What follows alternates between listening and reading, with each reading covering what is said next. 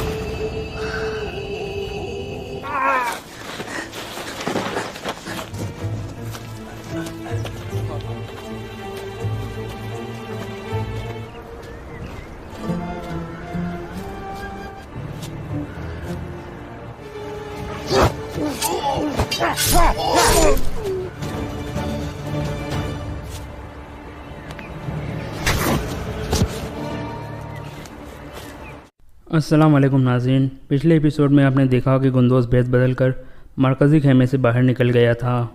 इस एपिसोड के शुरू में हलीमा सुल्तान अपने छोटे बेटे सौची को सुला रही थी, जबकि बाकी औरतें काम में मसरूफ़ थी। इतने में हलीमा सुल्तान गुंदोज़ के बिखरे हुए कपड़े देखकर चौंक जाती है और दूसरी औरत अलजीक से पूछती है, गुंदोज़ कहाँ है? अलजीक कहती है, वो तो कह रहा था कि मुझे नींद आ रही है। फिर हलीमा सुल्तान उसके कपड़े देखकर कहती है, वो सिपाही वाला लिबास उतार गया है। हैमा खातून कहती है, वो कभी ऐसा नहीं करता बेटी, कहाँ चला गया है वो लड़का? हलीमा सुल्तान बहुत परेशान हो जाती है और बाकी औरतों के साथ उसे ढूंढने के लिए बाहर निकल जाती है। दूसरी यानी बस पहिया ठीक कर रहा था और बामसी उसके पास खड़ा था। कुछ देर गुजरने के बाद कमांडर कहता है, अभी तक पहिया ठीक नहीं हुआ? बामसी कहता है, तकरीबन हो गया है। उसकी आवाज़ सुनकर कमांडर चौंक जाता है और पूछता है, कौन हो तुम? अतुल गाजी भी ये सब कुछ देख रहे थे। राजेसर किला में कमांडर कोस्तास वापस आकर गवर्नर आरिस को बताता है कि मैं बहादुर से मिला था, उसने कहा है कि वो आपको अपने बड़े खेमे में दावत देगा। ये सुनकर गवर्नर आरिस हंसने लगता है और फिर कहता है, इसका मतलब है कि वो असलहान पर हमला करके उसके खेमे पर कब्जा करने वाला है। दूसरी यानी बरतुल गाजी अपना हाथ उठाते हैं तो सब तीर अंदाज तैयार हो जाते हैं। इतने ही में कमांडर बामसी की तरफ बढ़ता है तो बामसी उसकी गर्दन पर खंजर फेर देता है और फिर लड़ाई शुरू हो जाती है।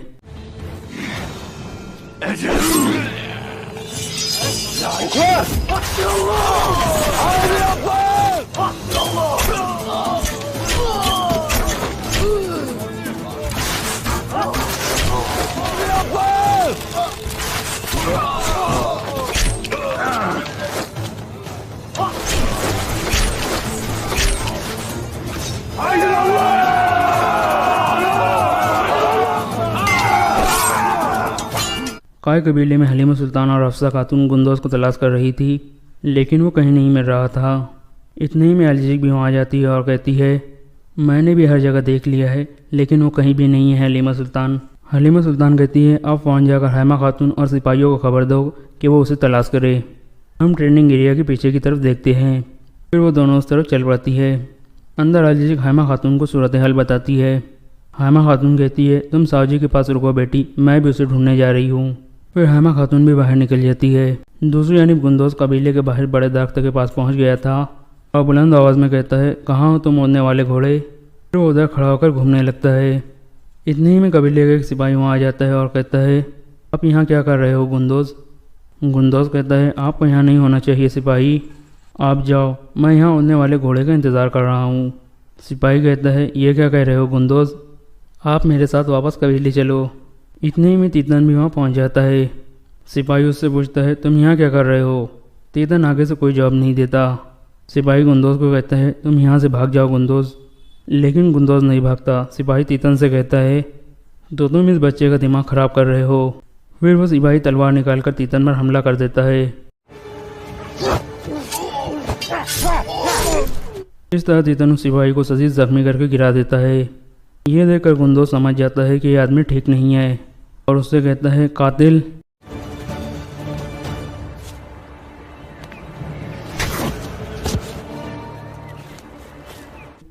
تیتن اسے تھپڑ مار کر بے ہوش کر دیتا ہے، پھر اسے اٹھا کر وہاں سے چل پڑتا ہے۔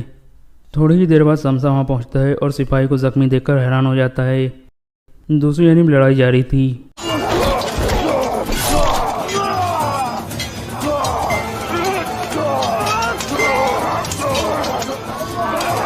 دوسری جانب سامسا اس زخمی سپاہی سے پوچھتا ہے کیا ہوا ہے تمہیں اور کس نے کیا ہے یہ، لیکن وہ سپاہی بول نہیں پا رہا تھا۔ اتنی میں حلیمہ سلطان اور دوسری عورتیں بھی وہاں پر آ جاتی ہے۔ قبیلے کے کچھ سپاہی بھی وہاں آ جاتے ہیں۔ حلیمہ سلطان زخمی سپاہی سے پوچھتی ہے کس نے کیا تمہارے ساتھ ایسا؟ سپاہی کہتا ہے دریوس نے۔ پھر حلیمہ سلطان ایک طرف گندوز کی ٹوپی دیکھ لیتی ہے۔ سپاہی کہتا ہے دریوس گندوز کو اپنے ساتھ لے گیا ہے۔ یہ سن کر سب بہت پریشان ہو جاتے ہیں۔ حلیمہ سلطان زور زور سے گندوز کو پکارنے لگتی ہے۔ دوسری جانب لڑائی جاری تھی۔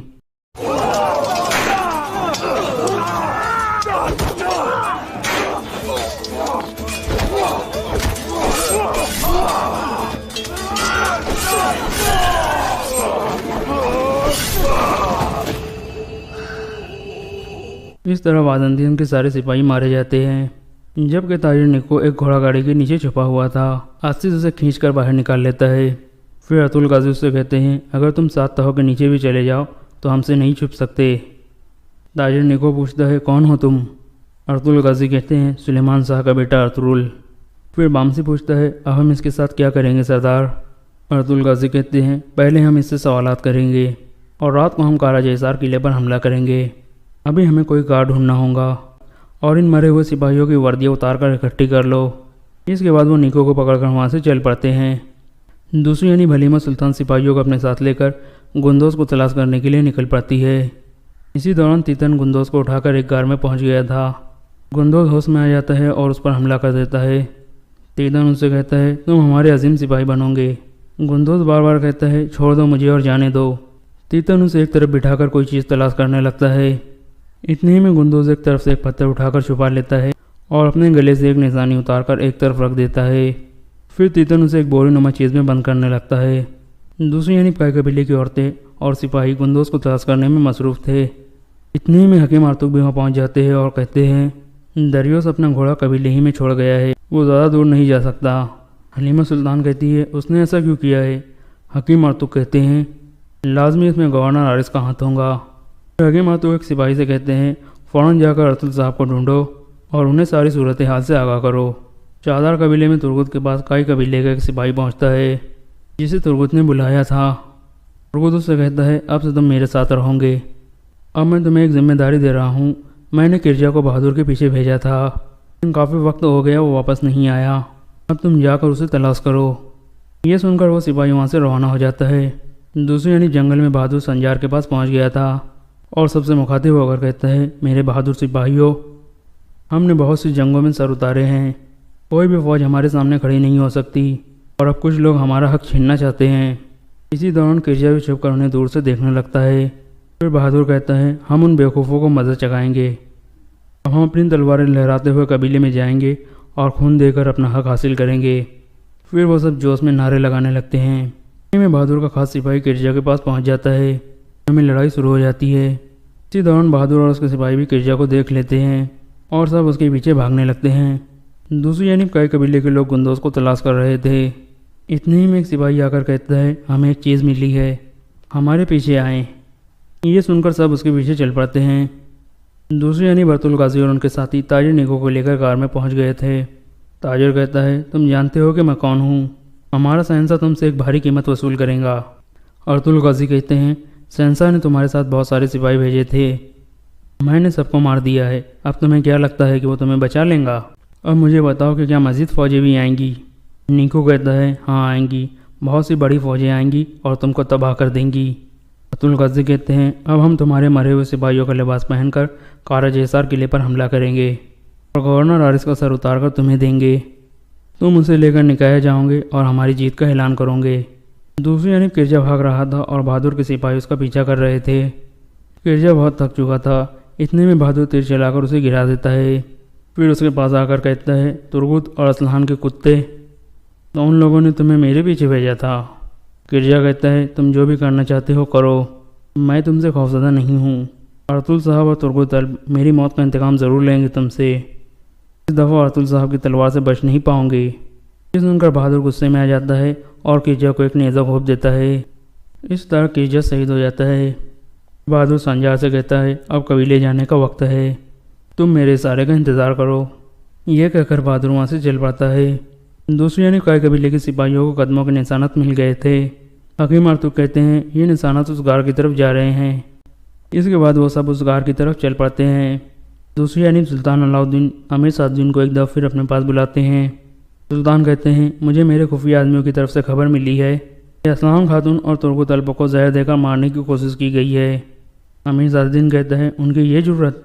پھر سلطان کہتے ہیں اس گھٹیا حرکت کا کیا مقصد ہے؟ امیر صاد الدین کہتا ہے ہو سکتا ہے کہ ارطغرل صاحب جیسے بہادر حاکم اعلیٰ کا نام خراب کرنے کے لیے ایسا کیا گیا ہو سلطان۔ مجھے یقین ہے کہ غدار کونیا کے محل میں موجود ہے۔ یہ سن کر سلطان غصے میں آ جاتے ہیں اور کہتے ہیں تم میرے محل کے آدمیوں کی غیبت کرنا بند کرو صاد الدین، میں اس طرح کا رویہ برداشت نہیں کروں گا۔ امیر صاد الدین کہتا ہے میں جانتا ہوں کہ آپ کو زہر کس نے دیا تھا اور ارطغرل کو پھنسانے کی کوشش کی تھی سلطان، میں ان کے نام بھی جان چکا ہوں۔ شاہدار قبیلے میں ترغوت اور اسلحان کرجا کے واپس نہ آنے پر سخت پریشان تھے۔ اسلحان کہتی ہے وہ بہادر کچھ بھی کر سکتا ہے، وہ خون کا پیاسا ہو چکا ہے۔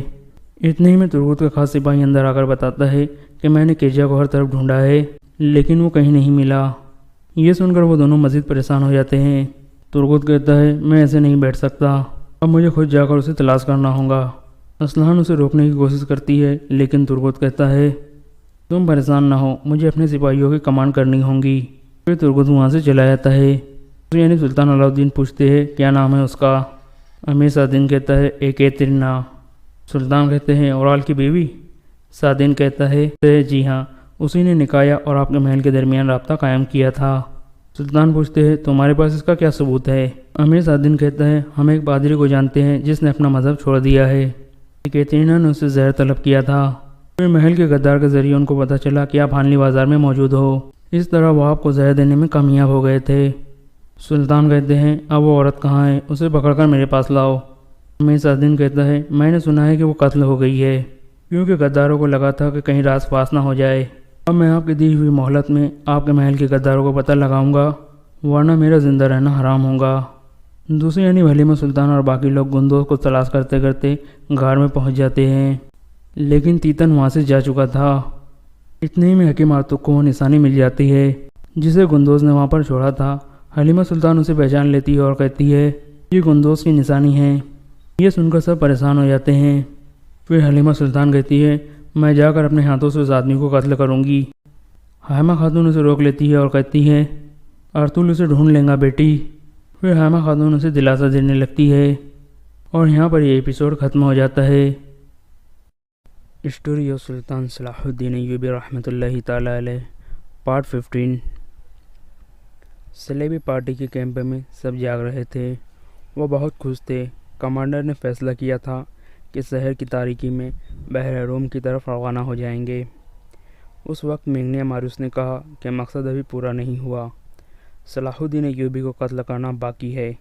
کمانڈر نے کہا یہ اس صورت میں ممکن تھا کہ وہ لڑکیوں کے پیچھے قاہرہ چلے جاتے، اب وہ قاہرہ سے بہت دور ہے، اس لیے قتل کی مہم ختم کی جاتی ہے۔ یہ میری مہم ہے جسے موت کے سوا کوئی ختم نہیں کر سکتا۔ مینگنیا ماریوس نے کہا میں نے صلاح الدین ایوبی کو قتل کرنے کا حلف اٹھایا تھا، مجھے ایک ساتھی اور ایک لڑکی کی ضرورت ہے، یہ فیصلہ مجھے کرنا ہے کہ ہمیں کیا کرنا ہے۔ کمانڈر نے کہا سب پر فرض ہے کہ میرا حکم مانیں، میں کسی کے حکم کا پابند نہیں۔ مینگنیا ماریوس نے کہا تم سب خدا کے حکم کے پابند ہو، کمانڈر نے اسے ڈانٹ دیا۔ مینگنا ماروس کے پاس تلوار تھی۔ وہ اٹھ کھڑا ہوا اور کمانڈر پر تلوار سونت لی۔ ان کے ساتھی درمیان میں آ گئے۔ مینگنا ماروس نے کہا، میں خدا کا دھتکارا ہوا انسان ہوں۔ میں گناہ اور بے انصافی کے درمیان بھٹک رہا ہوں۔ کیا تم جانتے ہو مجھے 30 سالوں کے لیے قید خانے میں کیوں قید کیا گیا تھا؟ 5 سال گزرے۔ میری ایک بہن جس کی عمر 16 سال تھی اغوا کر لی گئی تھی۔ میں ایک غریب آدمی ہوں۔ میرا باپ مر چکا ہے۔ ماں اندھی ہے۔ میرے چھوٹے چھوٹے بچے ہیں۔ محنت مشقت کر کے میں ان سب کا پیٹ پالتا تھا۔ میں نے گرجے میں سلیب پر لٹکے ہوئے یسوع مسیح کے بت سے بہت دفعہ پوچھا تھا کہ میں غریب کیوں ہوں۔ میں نے کبھی گناہ نہیں کیا۔ میں دیانت داری سے اتنی محنت کرتا ہوں مگر میرے کنبے کے پیٹ پھر بھی خالی رہتے ہیں۔ میری ماں کو خدا نے کیوں اندھا کیا ہے؟ یسوع مسیح نے مجھے کوئی جواب نہیں دیا۔ اور جب میری کنواری بہن اغوا ہو گئی تو میں نے گرجے میں جا کر کنواری مریم کی تصویر سے پوچھا تھا کہ میری کنواری بہن کے کنوارے پن پر تجھے ترس کیوں نہیں آیا؟ وہ معصوم تھی۔ اس پر خدا نے یہ ظلم کیا تھا کہ اسے خوبصورتی دے دی تھی۔ مجھے یسوع مسیح نے بھی کوئی جواب نہیں دیا۔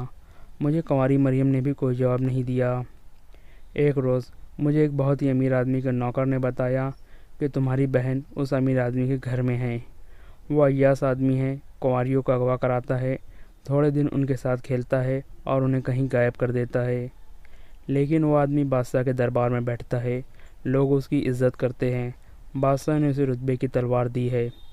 گناہ گار ہوتے ہوئے خدا اس پر خوش ہے۔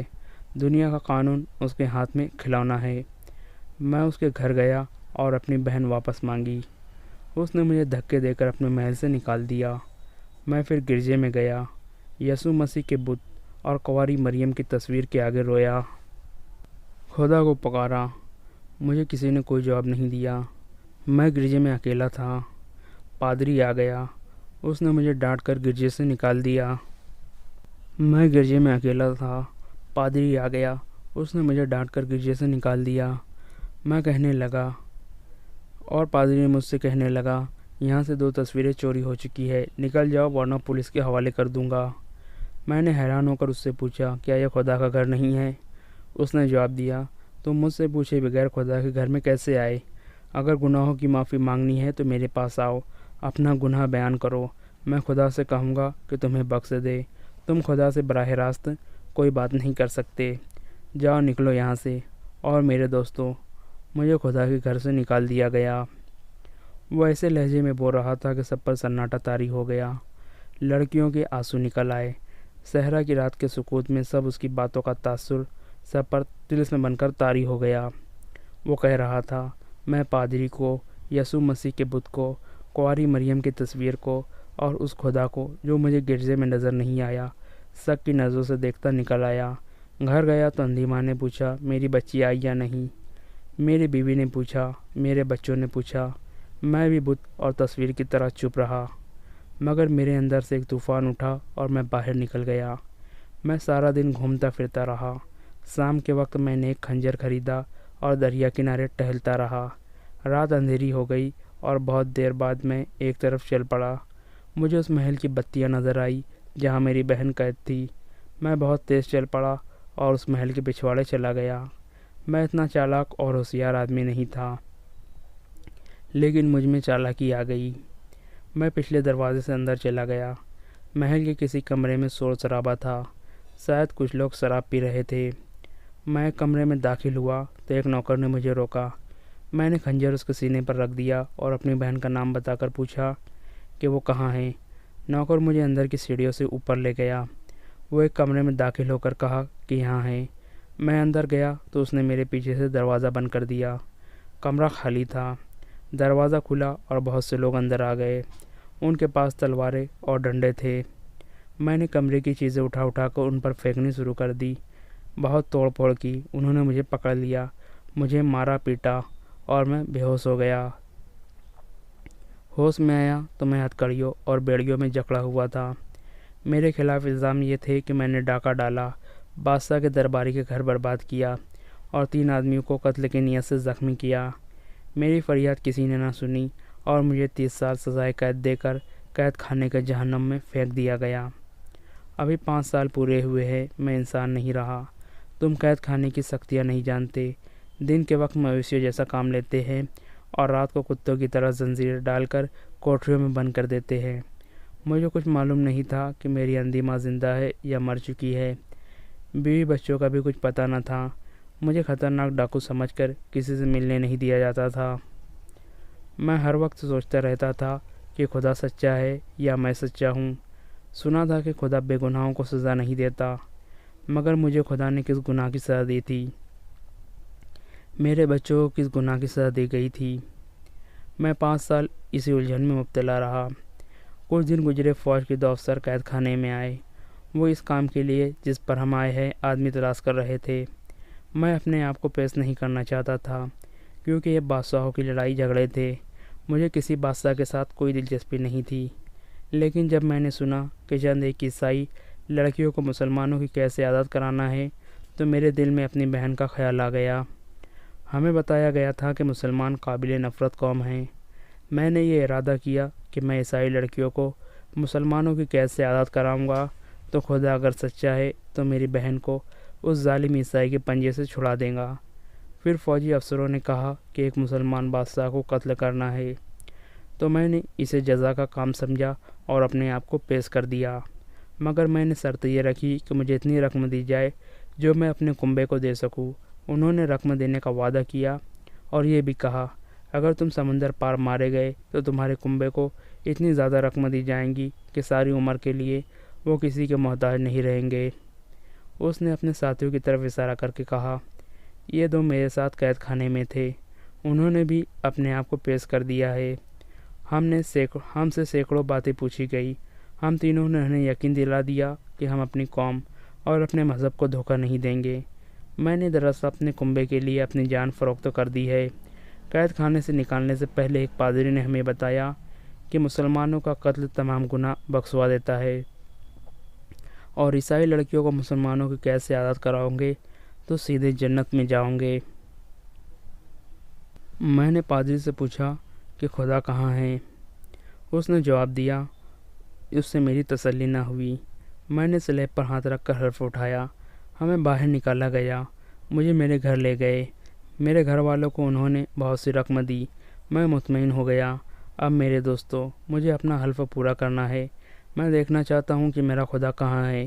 کیا ایک مسلمان بادشاہ کو قتل کر کے خدا نظر آ جائے گا؟ تم پاگل ہو، کمانڈر نے کہا۔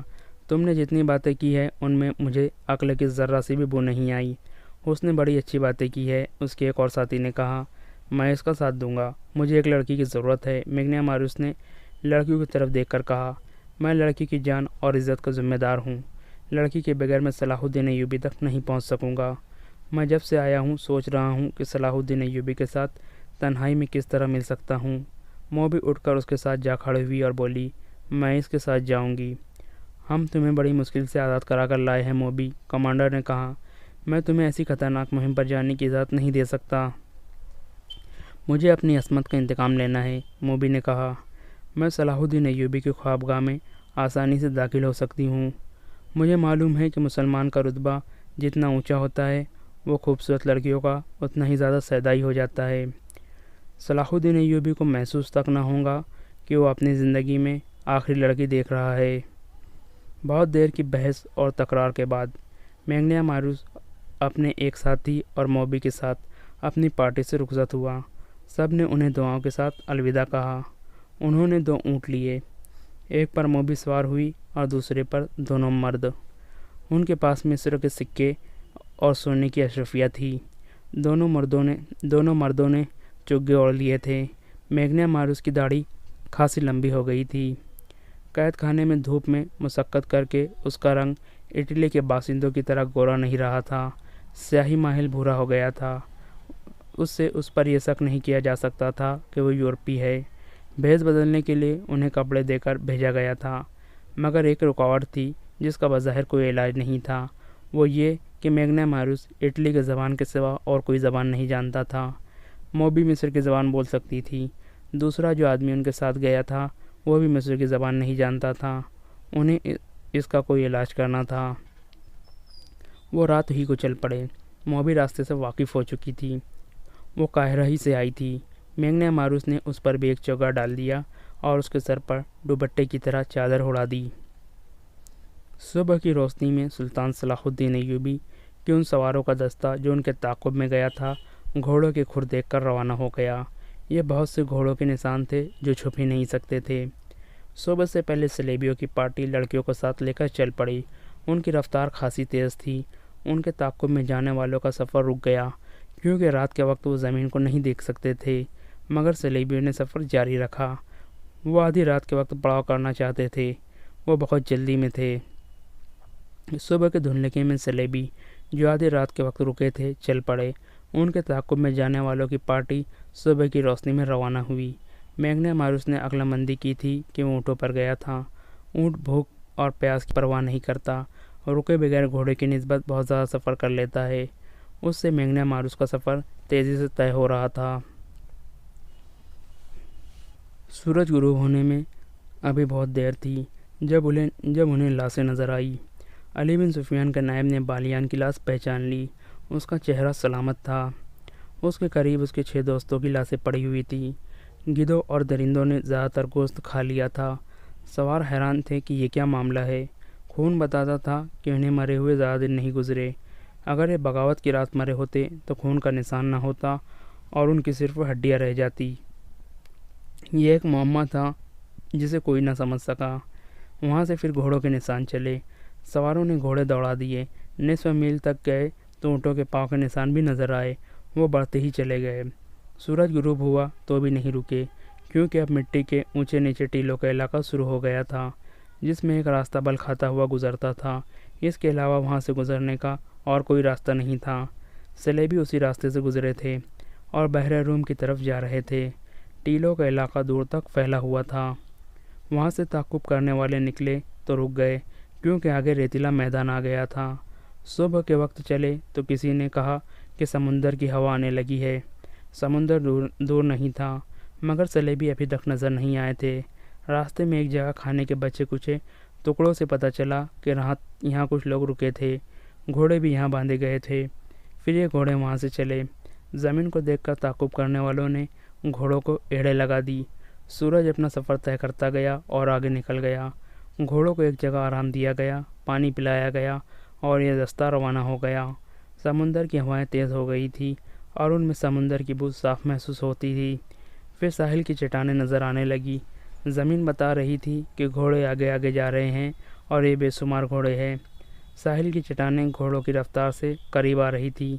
ताक़ुब करने वालों को एक चट्टान पर 2 आदमी नज़र आए। वो उस तरफ देख रहे थे। वो तेज़ी से समुंदर की तरफ उतर गए। घोड़े और तेज़ हो गए। चट्टानों के करीब गए तो उन्हें घोड़े रोकने पड़े क्योंकि कई जगहों से चट्टानों के पीछे जाया जा सकता था। एक आदमी को चट्टान पर चढ़कर आगे देखने को भेजा गया। वो आदमी घोड़े से उतरकर दौड़ता गया और एक चट्टान पर चढ़ने लगा। ऊपर जाकर उसने लेटकर दूसरी तरफ देखा और पीछे हटाया। वहीं से उसने सवारों को इशारा किया कि पैदल आओ। सवार घोड़ों से उतरे और दौड़ते हुए चट्टानों तक गए। सबसे पहले अली बिन सुफियान का नायब ऊपर गया। उसने आगे बढ़कर देखा और दौड़कर नीचे उतरा। उसने अपने दस्ते को बिखेर दिया और उन्हें मुख्तलिफ जगहों पर जाने को कहा। दूसरी तरफ से घोड़ों की हिनहिनाने की आवाज़ें आ रही थी। सलेबी वहाँ मौजूद थे। ये वो जगह थी जहाँ समुंदर चट्टानों को काटकर अंदर जाता था। उस पार्टी ने अपनी कश्ती वहाँ बांधी थी। वो घोड़े से उतरकर कश्ती में सवार हो रहे थे। कश्ती बहुत बड़ी थी। लड़कियाँ कश्ती में सवार हो चुकी थी। घोड़े छोड़ दिए गए थे। अचानक उन पर तीर बरसने लगे। तमाम को हलाक नहीं करना था, उन्हें ज़िंदा पकड़ना था। बहुत से कश्ती में कूद गए और कश्ती को चप्पू मारने लगे। पीछे जो रह गए थे वो तीरों का निशाना बन गए थे। कश्ती में जाने वालों को ललकारा गया मगर वो न रुके। वहाँ समुंदर गहरा था। कश्ती आहिस्ता आहिस्ता जा रही थी। उधर से इशारे पर तीरंदाजों ने कश्ती पर तीर बरसा दिए। चप्पुओं की हरकत बंद हो गई और तीरों की दूसरी बाढ़ गई। फिर तीसरी और चौथी बाढ़ लाशों में व्यस्त हो गई। उनमें अब कोई भी जिंदा न था। कश्ती वहीं डोलने लगी। समुंदर की मौजें साहिल की तरफ आती और चट्टानों से टकराकर वापस चली जाती थी। ज़रा सी देर में कश्ती साहिल पर आ गई। सवारों ने नीचे जाकर कश्ती पकड़ ली। وہاں صرف لاشیں تھیں، لڑکیاں بھی مر چکی تھیں، بعض لڑکیوں کو 2 تیر لگے تھے۔ کشتی کو باندھ دیا گیا اور سواروں کا دستہ محاذ کی طرف روانہ ہو گیا۔ کیمپ دور نہیں تھا۔ میگنا ماروس قاہرہ کی ایک سرائے میں قیام پذیر تھا۔ اس سرائے کا ایک حصہ عام اور کمتر مسافروں کے لیے تھا، جبکہ دوسرا حصہ عمرہ اور اونچی حیثیت کے مسافروں کے لیے۔ اس حصے میں دولت مند تاجر بھی قیام کیا کرتے تھے۔ ان کے لیے شراب اور ناچنے گانے والیاں بھی مہیا کرائی جاتی تھی۔ میگنا ماروس اسی خاص حصے میں ٹھہرا۔ موبی کو اس نے اپنی بیوی بتایا اور اپنے ساتھی کو معتمد ملازم۔ موبی کی خوبصورتی اور جوانی نے سرائے والوں پر میگنا ماروس کا رعب طاری کر دیا۔ ایسے حسین اور جوان بیوی کسی بڑے دولت مند ہی کی ہو سکتی تھی۔ سرائے والوں نے اس کی طرف خصوصی توجہ دی۔ موبی نے اپنے آپ کو مسلمان ظاہر کر کے صلاح الدین ایوبی کے گھر اور دفتر کے متعلق معلومات حاصل کر لی۔ اس نے یہ بھی معلوم کر لیا کہ سلطان ایوبی نے سوڈانیوں کو عام معافی دے دی ہے اور سوڈانی فوج توڑ دی گئی ہے، اور اسے یہ بھی پتہ چل گیا کہ سوڈانی سالاروں اور کمانداروں وغیرہ کے حرم خالی کر دیے گئے ہیں، اور یہ بھی کہ انہیں زرعی زمینیں دی جا رہی ہیں۔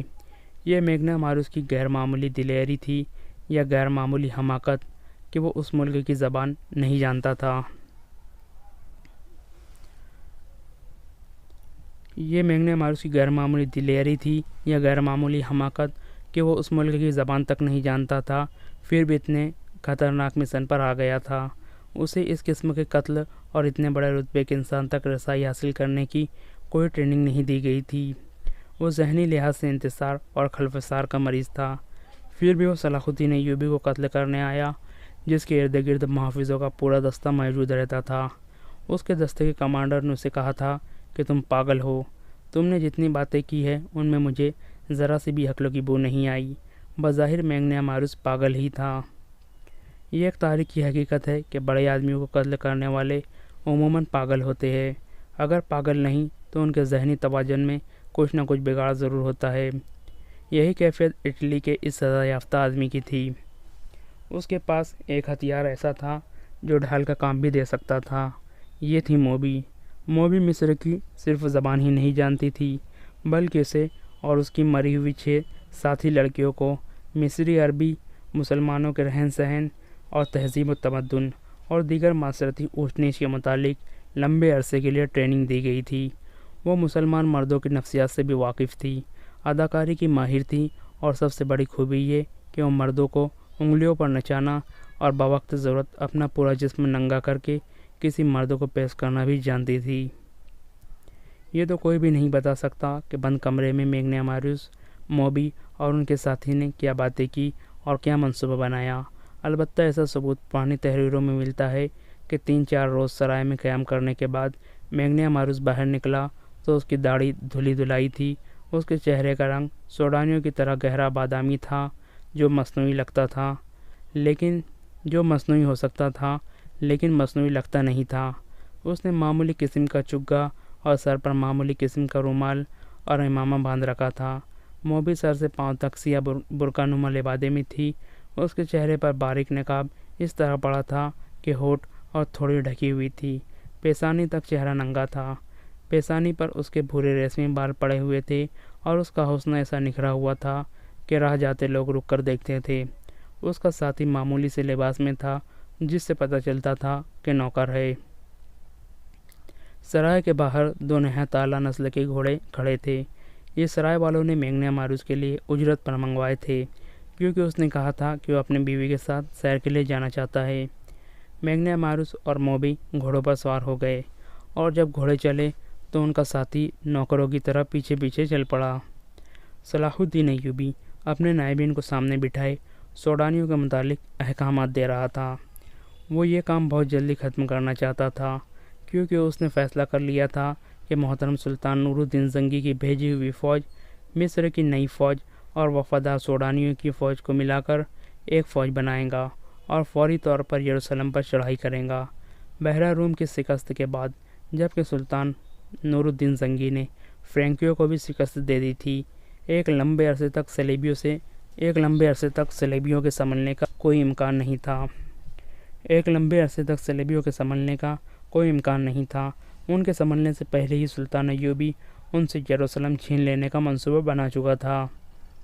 اس سے پہلے وہ سوڈانیوں کو زمینوں پر آباد کرنا چاہتا تھا تاکہ وہ کھیتی باڑی میں الجھ جائے اور ان کی بغاوت کے امکانات نہ رہے۔ نئی فوج کی تنظیم نو اور ہزارہ سوڈانیوں کو زمینوں پر آباد کرنے کا کام آسان نہیں تھا۔ ان دونوں کاموں میں خطرہ یہ تھا کہ سلطان ایوبی کی فوج اور اپنی انتظامیہ میں ایسے اعلیٰ افسر موجود تھے جو اسے مصر کی امارت کے سربراہ کی حیثیت سے نہیں دیکھ سکتے تھے۔ سوڈانیوں کی فوج کو توڑ کر بھی سلطان ایوبی نے اپنے خلاف خطرہ پیدا کر لیا تھا۔ اس فوج کے چند ایک اعلیٰ حکام زندہ تھے۔ انہوں نے سلطان کی اطاعت قبول کر لی تھی، مگر علی بن سفیان کی انٹیلیجنس بتا رہی تھی کہ بغاوت میں ابھی کچھ چنگاریاں موجود ہے۔ انٹیلیجنس کی رپورٹ یہ بھی تھی کہ ان باغی سربراہوں کو اپنی شکست کا اتنا افسوس نہیں جتنا صلیبیوں کی شکست کا غم ہے، کیونکہ وہ بغاوت دب جانے کے بعد بھی صلیبیوں سے مدد لینا چاہتے تھے، اور مصر کی انتظامیہ اور فوج کے 2-3 اعلیٰ حکام کو سوڈانیوں کی شکست کا افسوس تھا، کیونکہ وہ آس لگائے بیٹھے تھے کہ صلاح الدین ایوبی مارا جائے گا یا بھاگ جائے گا۔ یہ ایمان فروشوں کا ٹولہ تھا، لیکن سلطان ایوبی کا ایمان مضبوط تھا۔ اس نے مخالفین سے واقف ہوتے ہوئے بھی ان کے خلاف کارروائی نہ کی، ان کے ساتھ نرمی سے اور خلوص سے پیش آتا رہا۔ کسی محفل میں اس نے ان کے خلاف کوئی بات نہ کی، اور جب کبھی اپنے ماتحتوں یا فوج سے خطاب کیا تو ایسے الفاظ بھی نہ کہے کہ میں اپنے مخالفین کو مزہ چکھاؤں گا۔ کبھی دھمکی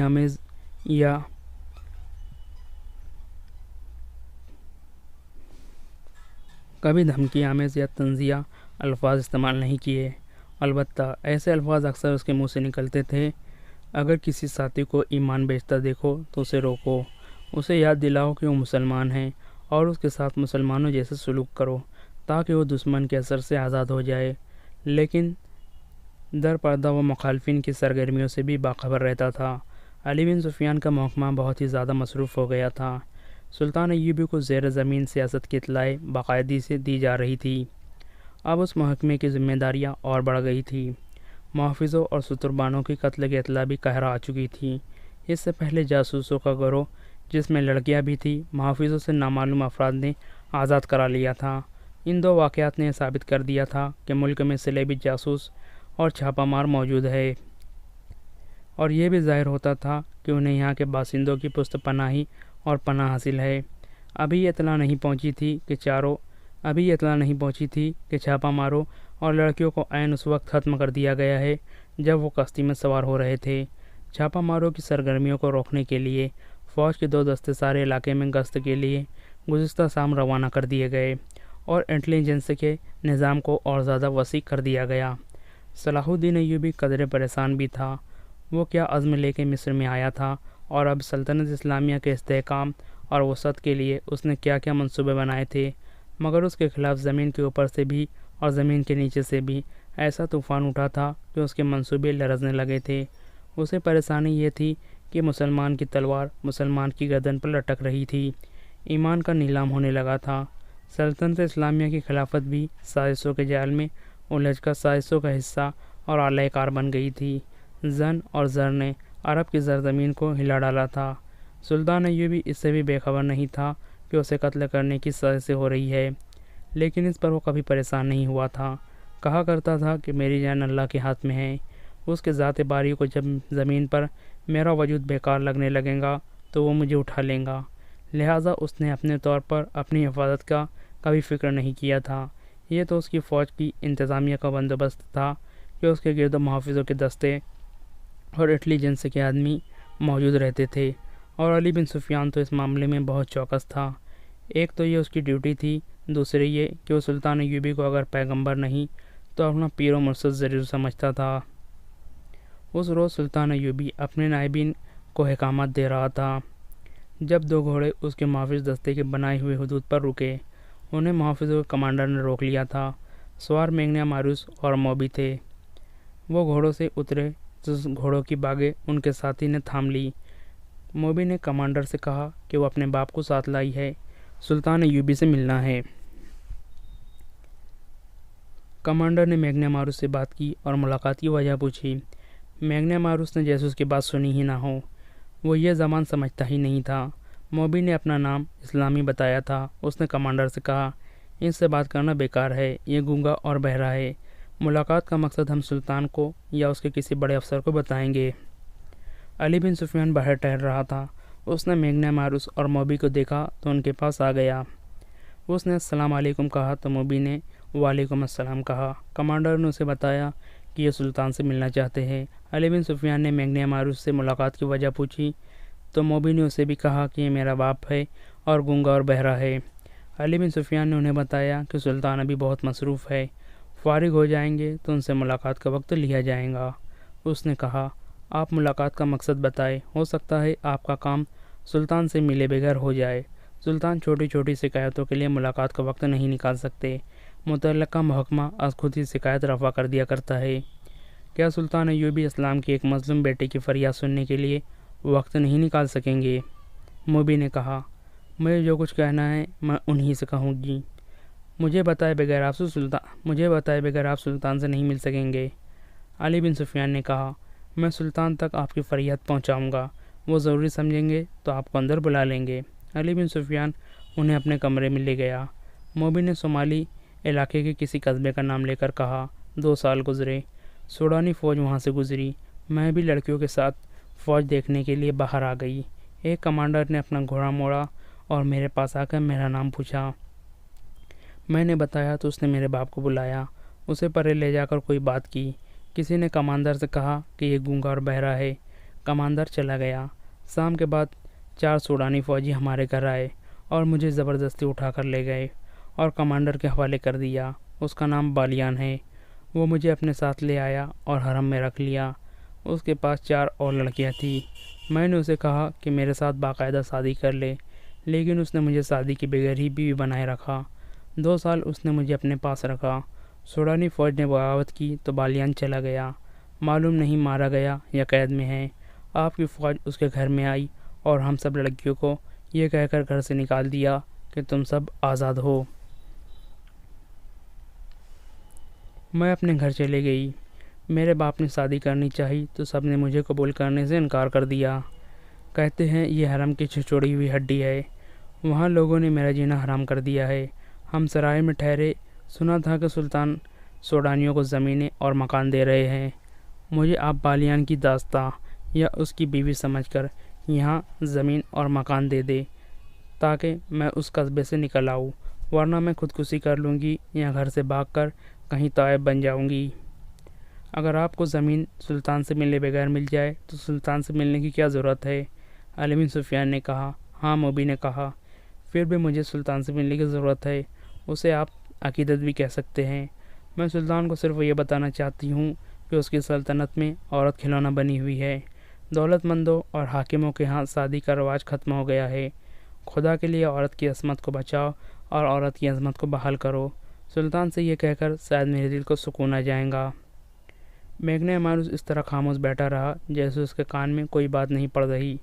علی بن سفیان نے موبی سے کہا، سلطان کو اس اجلاس سے فارغ ہونے دے، پھر ان سے ملاقات کی اجازت لی جائے گی۔ یہ کہہ کر علی بن سفیان باہر نکل گیا۔ وہ بہت دیر بعد آیا اور کہا کہ وہ سلطان سے اجازت لینے جا رہا ہے۔ وہ سلطان ایوبی کے کمرے میں چلا گیا اور خاصی دیر بعد آیا۔ اس نے موبی سے کہا، اپنے باپ کو سلطان کے پاس لے جاؤ۔ اس نے انہیں سلطان ایوبی کا کمرہ دکھا دیا۔ کمرے میں داخل ہونے سے پہلے دونوں نے باہر کی طرف دیکھا۔ وہ غالباً قتل کے بعد وہاں سے نکلنے کا راستہ دیکھ رہے تھے۔ سلطان کمرے میں اکیلا ٹہل رہا تھا۔ اس نے دونوں کو بٹھایا اور موبی سے پوچھا، کیا تمہارا باپ پیدائشی گونگا اور بہرا ہے؟ ہاں سلطان محترم، موبی نے جواب دیا، یہ اس کا پیدائشی نقص ہے۔ سلطان ایوبی بیٹھا نہیں، کمرے میں ٹہلتا رہا اور بولا، میں نے تمہاری شکایت اور مطالبہ سن لیا ہے، مجھے تمہارے ساتھ پوری ہمدردی ہے۔ میں تمہیں یہاں زمین بھی دوں گا اور مکان بھی بنوا دوں گا۔ سنا ہے تم کچھ اور بھی مجھ سے کہنا چاہتی ہو۔ اللہ آپ کا اقبال بلند کرے۔ موبی نے کہا، آپ کو بتا دیا ہوں گا کہ میرے ساتھ کوئی آدمی شادی نہیں کرتا۔ لوگ مجھے حرم کی چھچوڑی ہوئی ہڈی اور فائسہ بدکار کہتے ہیں۔ میرے باپ کو کہتے ہیں کہ اس نے بیٹے کو بیچ ڈالی تھی۔ آپ مجھے زمین اور مکان تو دے دیں گے، لیکن مجھے ایک خاوند کی ضرورت ہے جو میری عزت کی رکھوالی کرے۔ اس نے جھجک کر کہا، میں ایسی بات کہنے کی جرات نہیں کر سکتی، لیکن اپنی ماں کی ارزداز آپ تک پہنچانا چاہتی ہوں۔ اگر آپ میری شادی نہیں کرا سکتے تو مجھے اپنے حرم میں رکھ لیں۔ آپ میری عمر، میری شکل و صورت اور میرا جسم دیکھے، کیا میں آپ کے قابل نہیں ہوں؟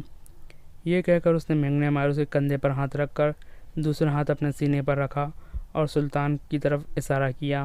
یہ سارا ساتھ پہلے ہی سے طے شدہ تھا۔ مینگنا ماروس نے دونوں ہاتھ جوڑ کر سلطان ایوبی کی طرف کیے اور پھر موبی کا ہاتھ پکڑ کر سلطان ایوبی کی طرف بڑھائے، جیسے وہ یہ کہہ رہا تھا کہ میری بیٹی کو